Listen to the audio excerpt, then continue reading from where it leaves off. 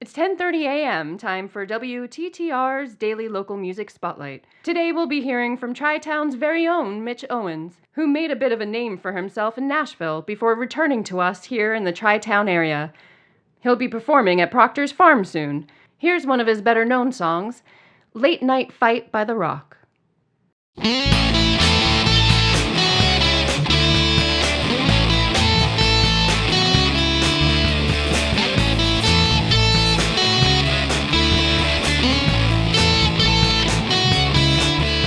Today, we'll call him Matt Farley. Matt Farley. Matt Farley. Matt Farley. Matt Farley of Paparazzi and the Photog.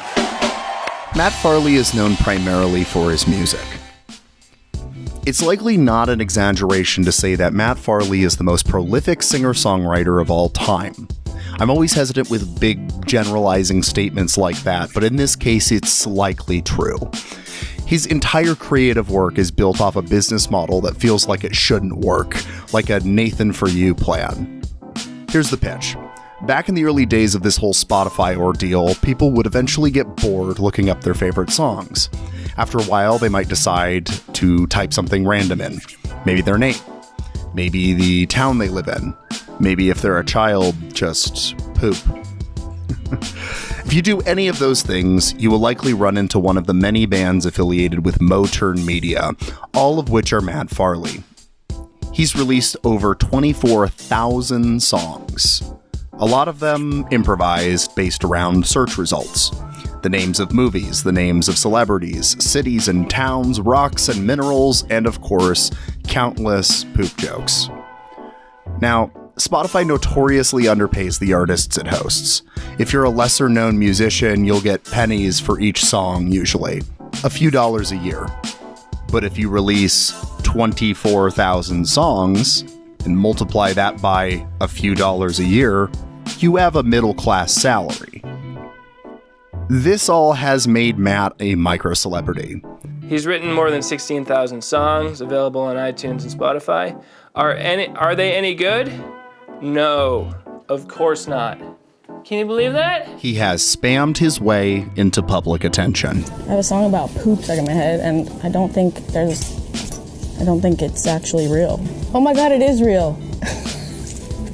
It's a song called, I think it's just called Poop, Poop, Poop. And it's by an artist called the Toilet Bowl Cleaner or something. I don't know. It's pretty funny. But Motern Media isn't just spam. Farley does this to make a living, but he's also a genuine musician. He has more serious musical projects that he has the time and money to do because of his Spotify trick. He has, in some sense, figured it out. If you're a creative person who has struggled with the tension between your desire to create and your need to make a living, you can see that, in some sense, Matt Farley kind of figured it out. He figured out how to be a professional, middle-class musician without needing to go through a record label or get insanely lucky. And if you want to know more about this aspect of his career, I would highly recommend the web series Lessons from a Middle-Class Artist. See, this video is not about Matt Farley's music. No, this is why you should watch Motern Media.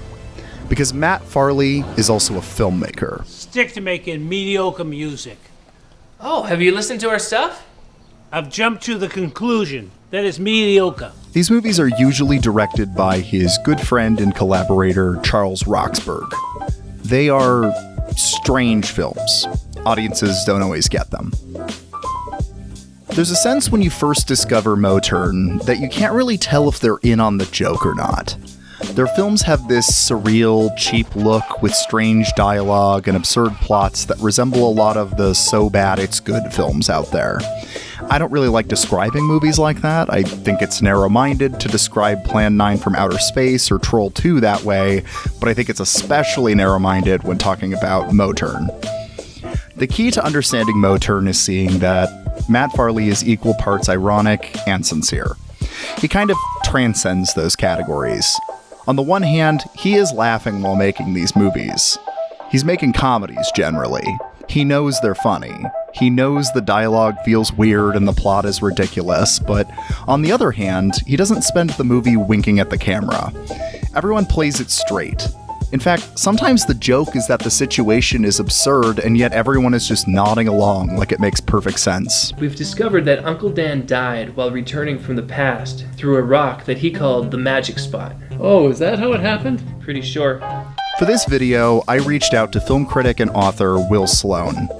He's the co-host of the Motern Cinema Club and Michael and Us, both fantastic podcasts that are well worth your time. On top of that, he is also the author of the definitive and only book about this subject, Motern on Motern. Welcome, Will. That's very kind that you would say that, but I hope it's not definitive. I kind of hope that it is for them what the book that Chabrol and who was it? Romer, I think, wrote about Hitchcock in the 50s. You know, they kind of got the ball rolling when Hitchcock was in mid-career, and you know, there have been a million books since. He has a real love for Motern's aesthetic philosophy. Here's how he describes the films.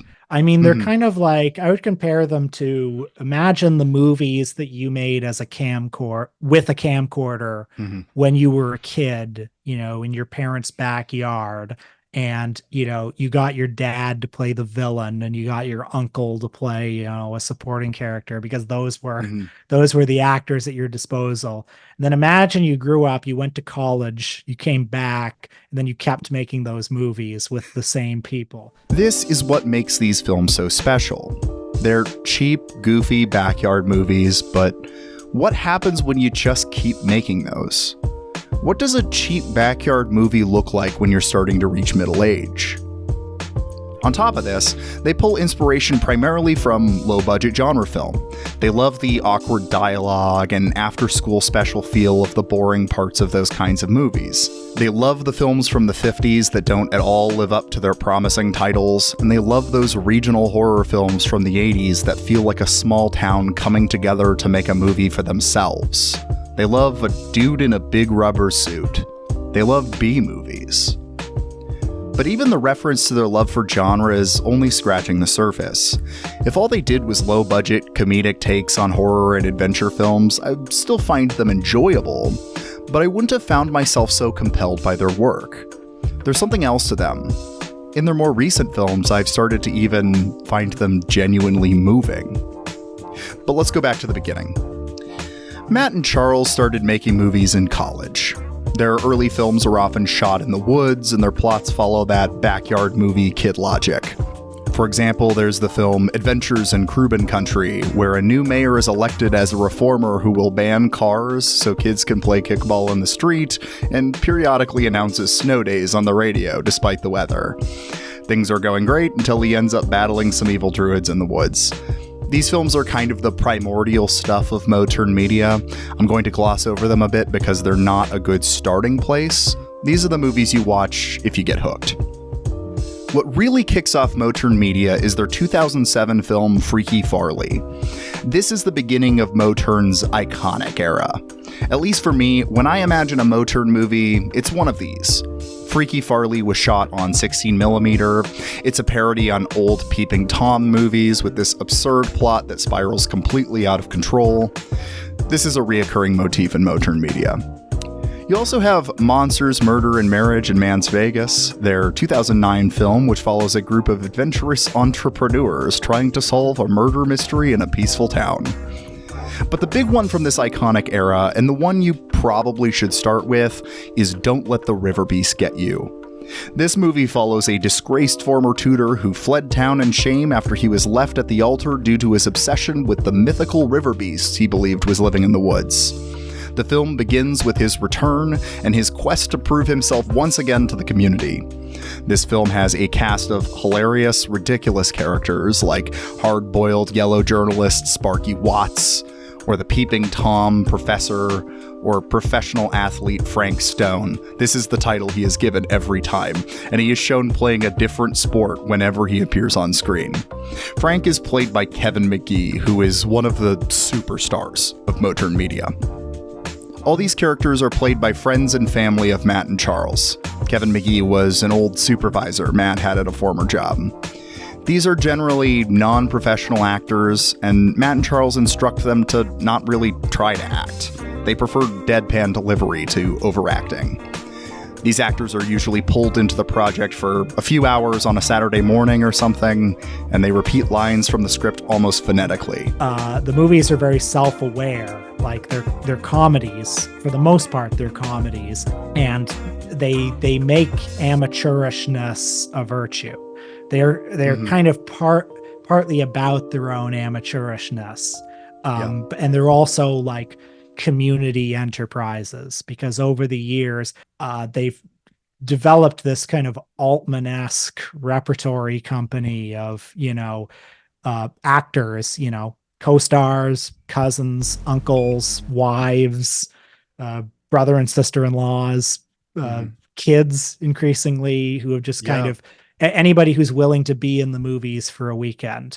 And I think the last thing I would say on style is that the dialogue is always this sort of like very overwritten, very loquacious, very wordy kind of dialogue, that often there's a friction between like the actors and the dialogue. Like many of them are obviously sort of like learning it as if phonetically. And everybody is aware that it's funny, but nobody is like bad on purpose, if that makes sense. Yeah. After River Beast, Matt Farley wrote and directed Local Legends in 2013. Local Legends isn't a genre parody or a comedy horror film. It's an autobiographical film in the vein of Woody Allen's movies. Matt Farley plays Matt Farley, and the film focuses on his obsession with creating. In the film, Matt explains his whole business model with Spotify and his love for making movies that nobody watches. I'm gonna go to the bathroom. Oh, do you want me to pause it? No, this movie's kind of ridiculous. It's a movie about what it means to follow your dreams when you're not successful. And this is where we start to get to what I find moving.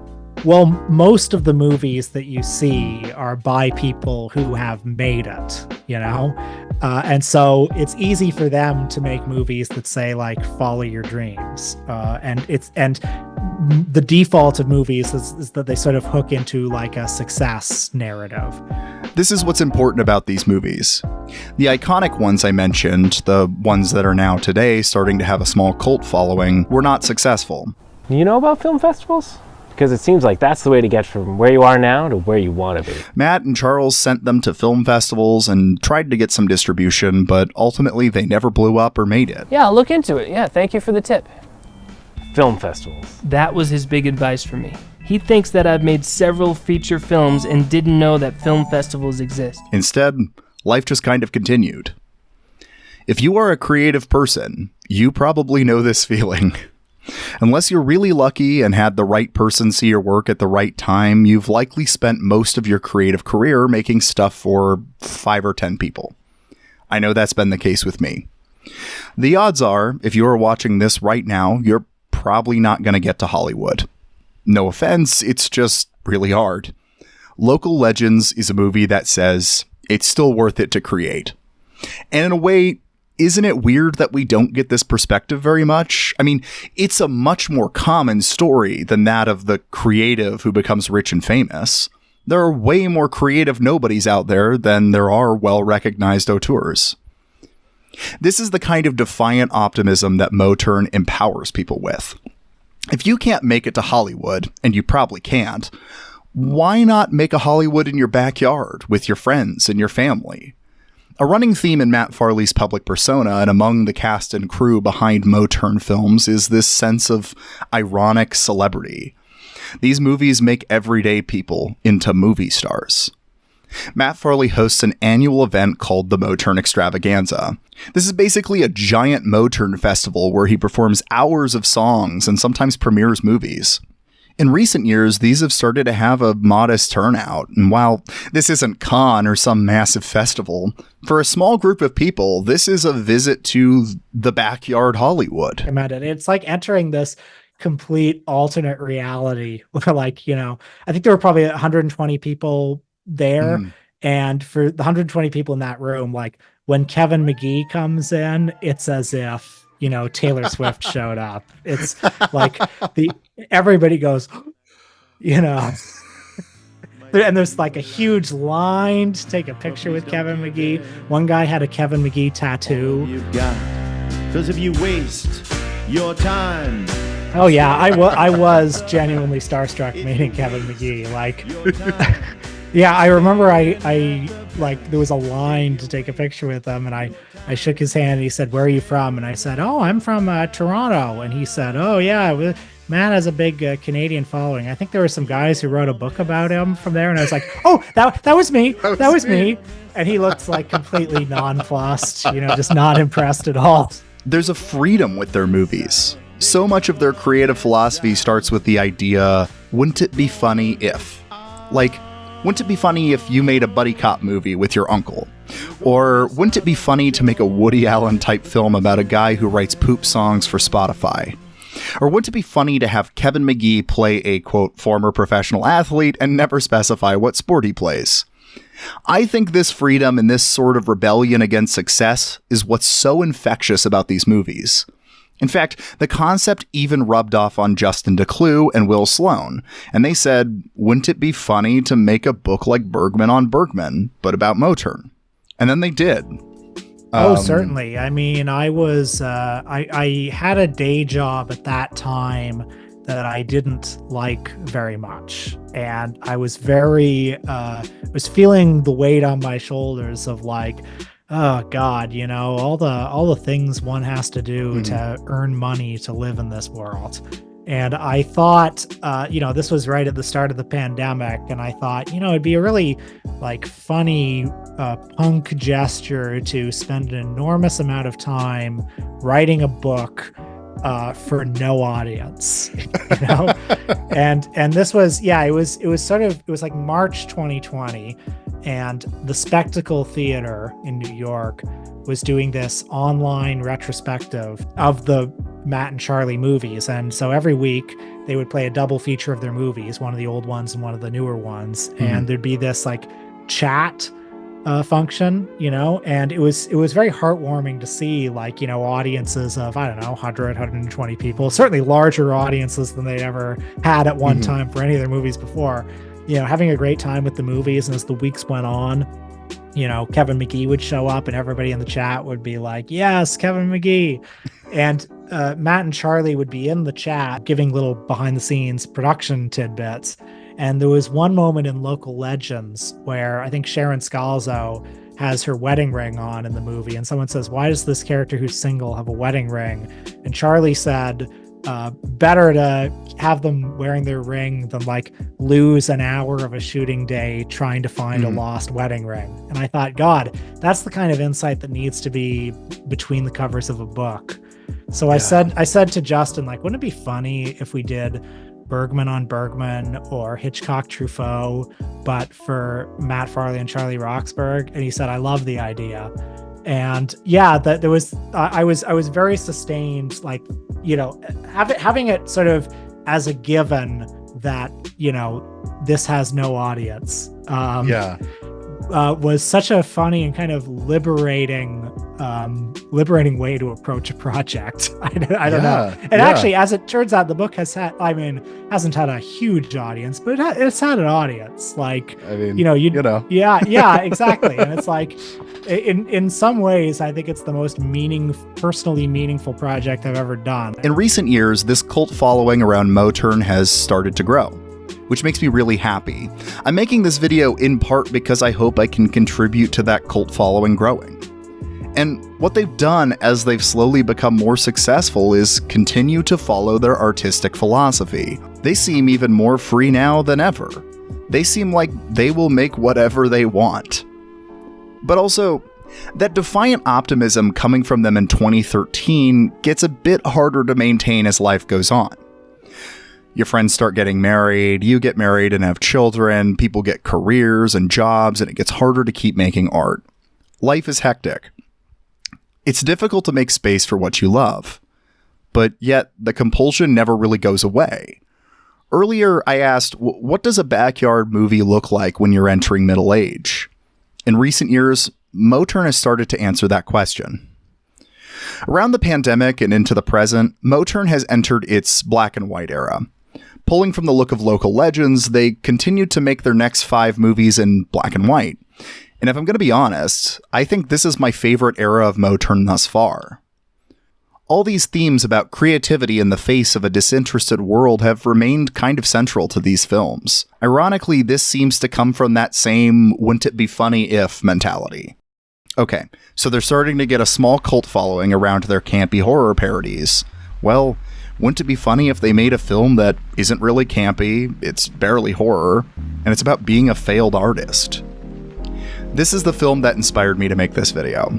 It was the fact that I was watching a film that I found genuinely gutting, coming from the guys who made River Beast. This film is Heard She Got Married. But yeah, Heard She Got Married sort of begins at the point where he's failed. Like he's back in his hometown, having gone to the big city, and it's not quite worked out. And then what do you do from there?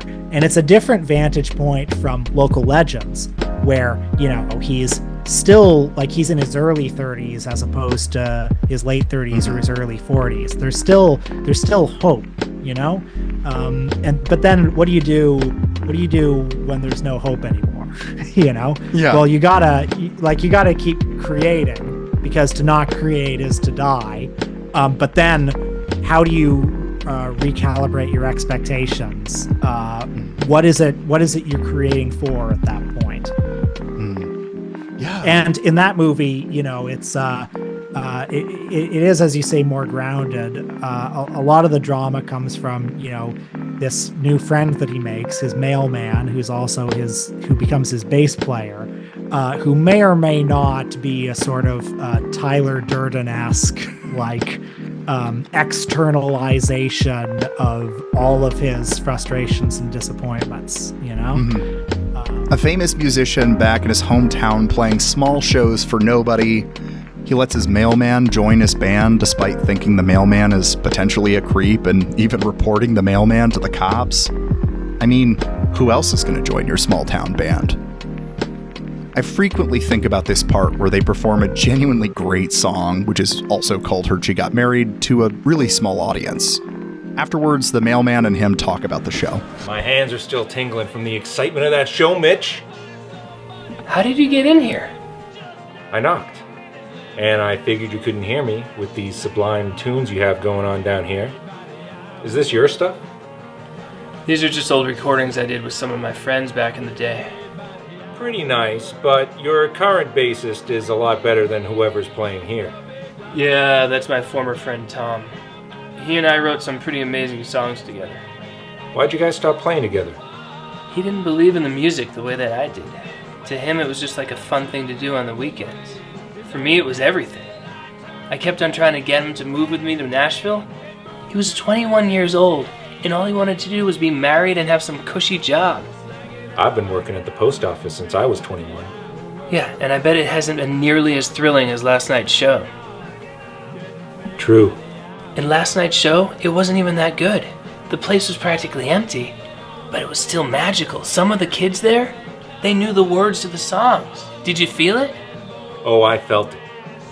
It was 100 times better when I played Old Forge Theater. That was the start of something big for me.